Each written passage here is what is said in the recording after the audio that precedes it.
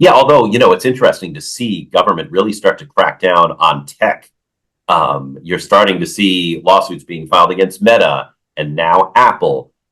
Some of the remember the Figma Adobe deal was scotched. I think the FTC and the DOJ are targeting them. Look what's going on right now. We've got half of a ban on TikTok if it remains a Chinese company, and maybe by the time people are listening to this, it's just on its way to President Biden's desk, who said he will support a ban on TikTok unless they are sold by ByteDance, and that's a really, really big social media company once again in the crosshairs of our government.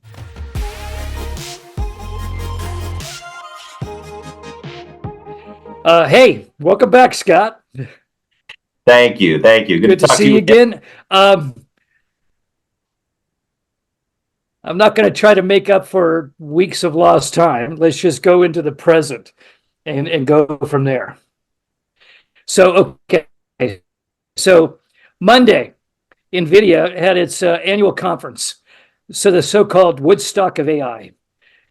And the CEO of Nvidia, Jensen Huang, announced a brand new generation of AI chips. I mean, he's going for it. This one's called Hopper, and it's led by the H100 chip. And apparently, it's priced to meet demand, not just from the big server boys, but from designers and everybody else. I mean, he's going after the last couple 6 months where they were always behind on inventory.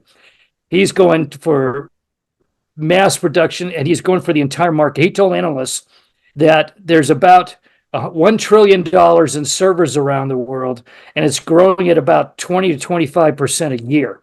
So that's $250 billion on the table every 12 months, and he wants to sweep that table. And he said he's going to do it not just with chips, but with equipment and software. What do you think? Yeah, I mean, I was there on Monday, and he's talking about a brand new chipset, brand new platform set. He calls this one Blackwell. And what can you say? I mean, he admits that his product is in such demand, he's selling out. This was a huge turnout. He sold out SAP Center for his keynote speech. And this is a chip guy. I mean, we all know that he is, currently the belle of the ball. But this was impressive, even given the current stats. A lot of people, a lot of celebrities were in the audience. This was the big AI moment, and it came to the South Bay, to Silicon Valley, and I think everybody won. It was just one of those great times where local businesses did well, Nvidia stock did well, the other companies coming along for the ride did well, and, what can I say? AI had yet another big moment. Yeah, well, one of those companies coming along was Supermicro, who makes servers, and they've actually been growing faster than Nvidia, which doesn't seem possible. But their stock has jumped 12-fold to more than $1,000 a share, and they just joined the S&P 500. This is a company I've never heard of, and now it's on the S&P 500. The car companies, office equipment companies, everybody's promoting their involvement with Nvidia, and it's paying off for them. And meanwhile, AMD dropped 3% on the news. ARM dropped 4% on the news. Did Wang look like the cat that swallowed the canary? Because he must feel awfully good these days. Yeah, you've got to give him credit and NVIDIA credit. They were ahead on the high-speed gaming with their chips. They were ahead on driverless cars with their chips, and they were way ahead with AI. We saw a company go public out of the South Bay just a couple of days ago, an AI kind of chip-oriented company. And, they went up, I think, nearly 100% in just their first day or two. And this is how it's been in the AI game, because for a long time, remember, you could only buy Microsoft and Nvidia. There was a small number of companies, Supermicro started to fit that bill. And all of a sudden, you just saw the investor appetite just go crazy. And that's why NVIDIA is doing so well. And now the pressure is on the Microns. The pressure is on the AMDs and certainly the Intels. They've got to come up with chips that will help power this AI revolution.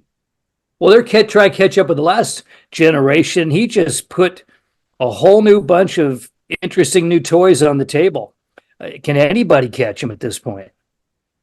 I don't think anyone can catch him for a long time, and that's because they just had such a big head start. That doesn't mean there aren't other players and that there's not room for other companies. But yeah, Nvidia just jumped so far ahead, and everybody else is playing catch up, and I think they'll be playing catch up for quite some time.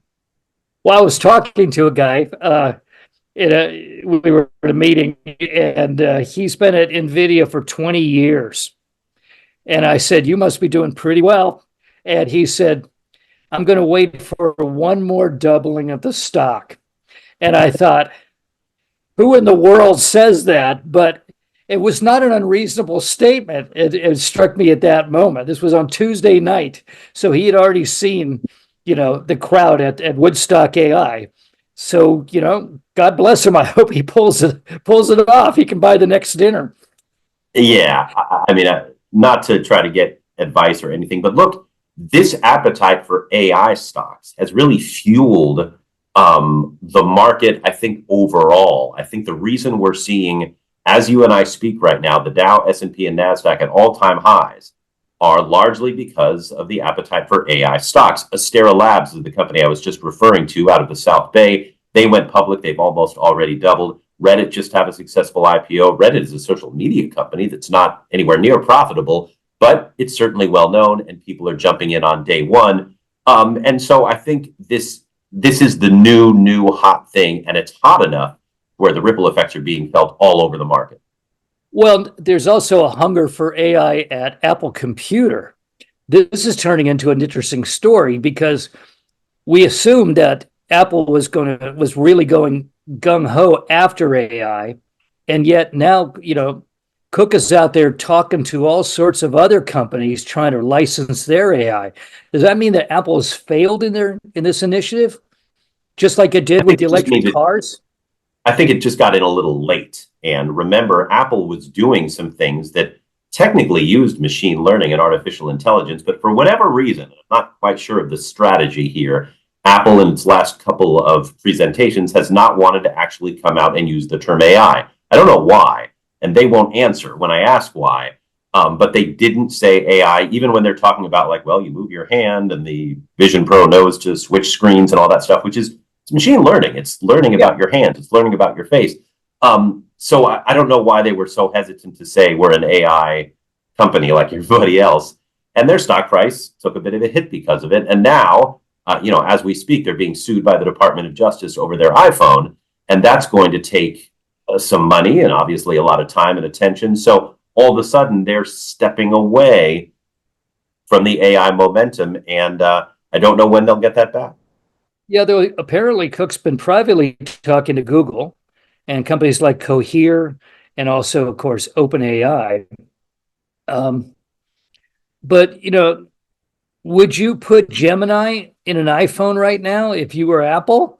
I mean, given the scandal, the ahistorical images it was producing and all that, I would think you'd run away from Google right now until they get that fiasco fixed up.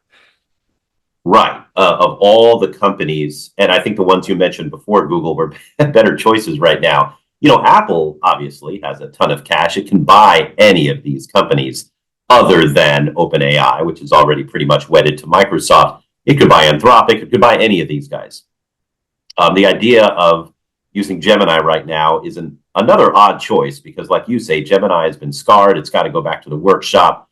And Google itself, I mean, look, Apple is clearly in the crosshairs of the DOJ. It had a lawsuit filed against them on Thursday. If it Yesterday, I was watching our Attorney General get up there and accused Apple of monopolistic practices. Right. I mean, that kind of came out of nowhere. Well, but just to say, do you think the DOJ has cause? The DOJ has cause? Yeah, the DOJ has some cause. I think they can say, if you want to watch or you want this text messaging or you want this application, you have to have an iPhone. And that is a bit restrictive. I'm not sure that it quite passes the monopolistic definition. After all, if I want another smartphone or another smartwatch or another app store, I've got a whole lot of choices over on the Android side. Samsung makes great phones. Even Google makes phones. They own the Android operating system. There's OnePlus. There are a whole bunch out there. And so I don't know how far this case will get. I'm just saying, given that Apple is clearly the target of the DOJ right now, does it want to get in bed with Google and just have all sorts of antitrust issues thrown at it in addition to the lawsuit over the iPhone? I just don't think that's a time where Apple needs to be hooking up with another gargantuan tech company. Well, I have to admit, I'm never a big fan of these giant corporations, but I've got an Android phone. I don't have any trouble connecting with Apple. I'm not quite sure what the Attorney General was talking about. Maybe a few years ago when Apple insisted on owning everything in the walled castle, but the wall's been breached quite a bit in the last few years, and it looks like they're going to be breached even more. I'm just not sure why now. What's the DOJ's motive? Right. And that's a fair point. And I like the way you put that, to say you have an Android and you can still use part of the Apple ecosystem. And that's important, that there is that back and forth, because plenty of people like the Apple services, but they prefer the Android phone. And Apple, I don't think, is keeping people from using both sides. I mean, you hear about it all the time. Well, we have a mixed marriage. One uses an Android, one uses an iPhone, and yet we can still have the same package or use the same apps and still text each other, that kind of thing. Though I did find it amusing that the Attorney General mentioned his mother and being told, well, if you want to do that, get an iPhone.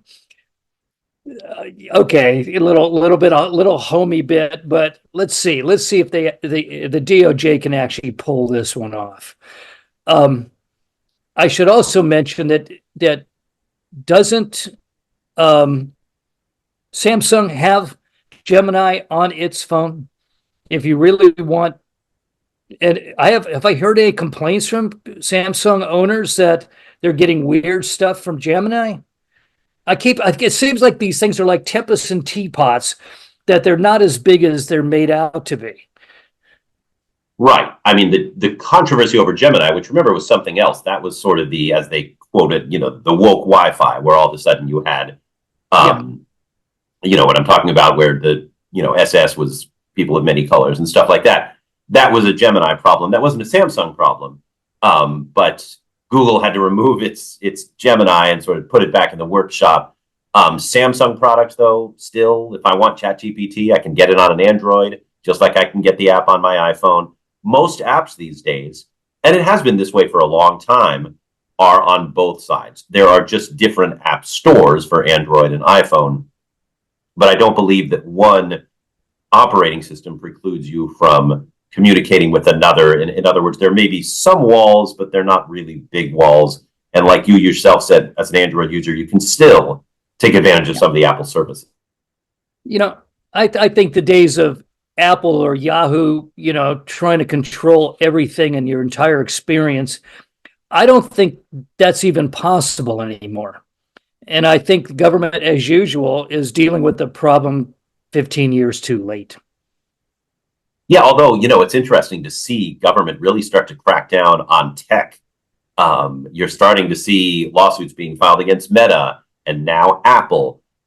Some of the, remember the Figma Adobe deal was scotched. I think the FTC and the DOJ are targeting them. Look what's going on right now. We've got half of a ban on TikTok if it remains a Chinese company. And maybe by the time people are listening to this, it's just on its way to President Biden's desk, who said he will support a ban on TikTok unless they are sold by ByteDance. And that's a really, really big social media company, once again, in the crosshairs of our government. Well, you were out of the country, did you follow the hearings in front of Congress where Yes. TikTok has said, they made a very interesting point. There's 170 million TikTok users in the US, and 7 million small businesses depend upon it. I mean, you know how I feel about the evils of TikTok, but it seems to me that the cows are out of the barn. I mean, you're going to shut down 100. I mean, the kids went crazy. They were sending death notes the United States congressmen. I mean, and businesses were saying, where else are we going to go? I mean, we're part of TikTok. We run our little business out of that. You're gonna destroy hundreds of thousands of small businesses. Right. Although, as I was following this, I was thinking, I'm not sure that this is a great strategy because the government, and this is one of the rare issues in the United States right now that's uniting both parties, is fear of China and what it does and has with our data. And so to say, hey, don't make China's ByteDance sell TikTok. Look at the hundreds of millions of people that are on it, especially impressionable young people. And I'm thinking this is going to make them want to get rid of this thing more instead of less. Yeah. And yes, I feel for the small businesses, obviously. And having gone through a pandemic with teenagers who were only able to keep up with their friends through social media, I get that part too. But I don't know what else to say. The government of the United States seems pretty determined to get rid of ByteDance as TikTok's owner or tell it to take a hike. I just don't know how that gets negotiated unless there is some sort of a sale to an American company. Well, some wags out there have said China doesn't want to sell off the U.S. portion of ByteDance because of all the information it's stealing from us and controlling our kids. And the federal government wants to get ByteDance out of China because it wants to control the sources of data out there. I mean, if ByteDance spun off TikTok and it became a private firm and it protected the information it gathered, that would be the best solution. But does anybody want that except for us, everyday people? It's a good question. I think another reason China doesn't want to spin this off is, I mean, it's an advertising juggernaut. It makes a lot of money. There is potentially another huge paycheck down the road if it goes public. There are all sorts of reasons that TikTok is a cash cow, not just a data mining cow, whatever that is. But a big cash cow. And I think that something has to be negotiated if there is going to be some sort of a spin-off or sale. I just don't know what the numbers are, but people are talking about like $500 billion in value even before going public. And that's a pretty impressive startup right there. Yeah, what corporation is going to write a $1 trillion check? Exactly. Yeah, it's hard to see. Okay, meanwhile, you mentioned it earlier, Reddit. The Gen Y's noticed the announcement. I'm not sure if boomers did, Xers did, or even Gen Z noticed, but Gen Y's noticed that Reddit was going public. Now, it's never been profitable, has it? No. And yet it's so central to the lives of that one age median group. It's where they get their news, where they get all their information, they get their lifestyle. And I couldn't believe it was going public, but it went public and it did pretty well. What was the going out price? 32, 34? It was 34. It went up about 70%, 60-70% out of the gate, ended up going up by about 48-50% on day one, which is a really big pop. It went out and priced at the high range. Yeah. And, it not only suggests that Reddit has a place in our culture that most of us don't really appreciate, but also that's a really good number for an IPO, especially for an app, essentially a service, suggesting that maybe we're going into a really good IPO period. If I was another company thinking about going out, I'd look at the Reddit numbers and go, let's go, boys. Let's get the prospectus done. Right. I mean, if you look at both Astera Labs and Reddit, these are two companies that are both Silicon Valley based, both Bay Area based. One deals with AI, one deals with social media. They both did really well on day one. In Astera Labs' case, it also did well on day two. And I think it shows that people have an appetite for risk. And I say that not just because every IPO is risky, but especially lately, IPOs haven't done well. It's one of the main reasons we haven't seen so many of them. And people were wondering if one of these companies would open the window, sort of reopen the IPO window, and they both did really well. it'll remain to be seen where they go from here. I mean, Reddit, has not made money. And so, who knows if investors will stay excited about it. But it is, like you say, a real big place that has a lot of users and a lot of conversation around it. And so, yeah, maybe the window is back open and people will get risky again and say, let's throw cash around at these unproven and in many ways unprofitable startups. Who knows? Yeah, and then take their money at the IPO and buy a Tesla pickup. Exactly. Speaking of that, hybrid car sales are up, but consumers seem to be hesitating about EVs. Apparently, they're a little worried about depending entirely upon batteries, but the idea of saving money by having a hybrid car where you could always stop at a gas station is very appealing right now. What do you think? I mean, look, I can only speak to my own experience.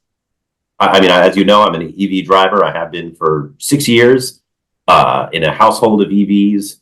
But prior to that, I had a hybrid for 9 years.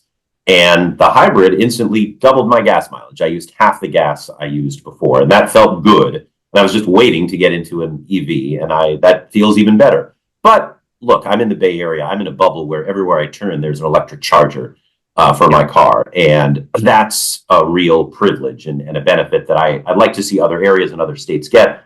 But until then, I get it.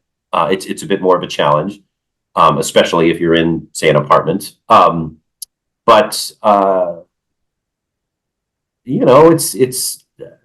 it feels good to not use gas. It feels good to not use fossil fuels. It feels good to not pump out emissions when I drive. And that's an extra challenge, and it has been for us, and it will be for everybody else who does it, but it's worth it, trust me. That said, as a market, I get it. Hybrids are a good sort of in between full gas cars and full electric cars. And it's up to the EV makers and the governments to make EV infrastructure to convince people that these cars are a viable alternative. And I still think we need more chargers out on the road in more places, and they need to work faster. And then we'll be able to convince more people, hey, these are the way to go. Over the last couple of months, we've been talking about the big layoffs at Silicon Valley companies that are doing really well. It usually doesn't happen during good times. And we are noticing it seems to be they're replacing traditional jobs with AI jobs. Well, I guess they've done some research now, and it turns out that if you're coming looking for a job in this town, you better know AI, because they're laying off people who don't, and don't expect to get paid as much. That salaries have gone down for a lot of the traditional jobs in this town. If you're not working on an AI project, you're not going to be able to demand the same salary that you would have as a job applicant a year ago, even. I saw those stats, and they're sobering. But at the same time, it almost makes sense. I mean, the horse is kind of on its way out of the barn when it comes to AI, and CEOs and HR professionals are taking note of that. And I don't know what else to say other than it's a bit of a scary time because of that. For any of us who are in fields like writing or data or whatever, it's a scary time.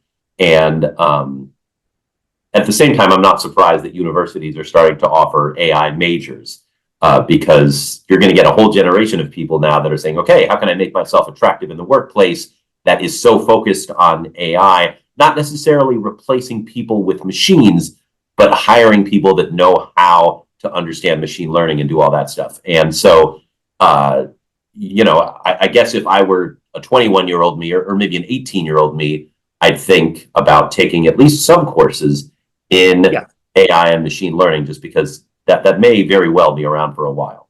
Yeah, as your backup. Okay, finally, did you ever use CrowdTangle? Oh yeah, CrowdTangle, yes. Yeah, it's a tool from Meta that enables you to track how memes course through social platforms and all that. Very useful tool for reporters and also for academics. And it looks like Meta is going to replace it. It's going to be gone. How important was it to you, and what are the implications of not being able to have it? Great question. I remember when I could find CrowdTangle in the newsroom, and it was, once I kind of figured it out, fairly important to me, because not only am I on, say, Twitter to pump out the news, but I'm really curious and trying to figure out what sticks and what kind of tech stories draw people in. And then in addition, what kind of tech stories are the kind that get podcasters like yourself to call me and say, hey, I want to talk about that. In other words, which have the sort of pin action that you put out there. And CrowdTangle was pretty good for that. And so to see it go away, I think is sad. And it's tough for our industry, because our industry is constantly told, hey, put things online. That's where the young people are. But when you put things online, it's a bit tougher to figure out what's working. I mean, I'm on television every day. I can go outside to the grocery store or the coffee shop, and if people come up and, say in any large numbers, hey, we saw that story and that's really interesting, that's a good feedback measure.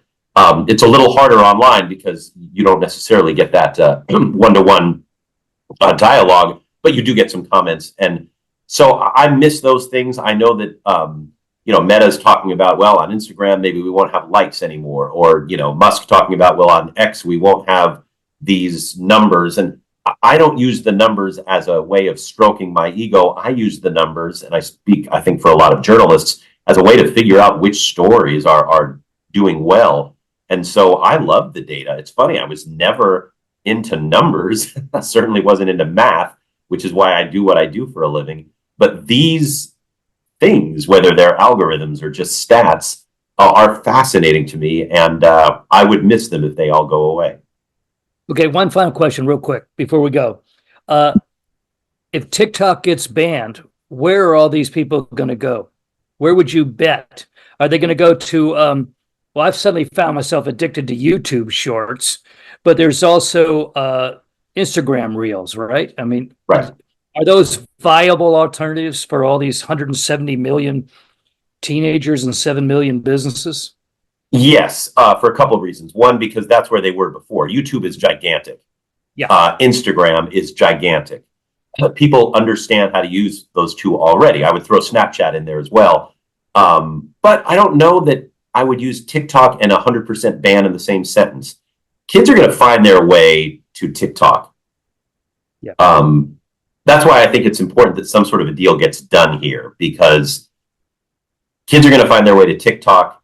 China might find their way to their data, even if technically it's not allowed. So I don't quite know how this will work if there isn't some sort of a sale and a spinoff, but I don't think TikTok is going away. I don't think these young people are going to be bereft of a way to communicate. So there will be some on TikTok. I think Instagram will gain some, YouTube will gain some, Snapchat will gain some, but there will be a scramble if this thing indeed gets signed by the president, and that's going to be fascinating to watch. Okay, that's it for now, folks. You can find us on Spotify, Anchor, Google Podcasts, Apple Podcasts, and YouTube. You can see Scott on Facebook and X, and of course, every weeknight on NBC Bay Area, and me occasionally almost everywhere in the world on the BBC radio show Business Matters. Have a great weekend. It's great to be back. Bye-bye.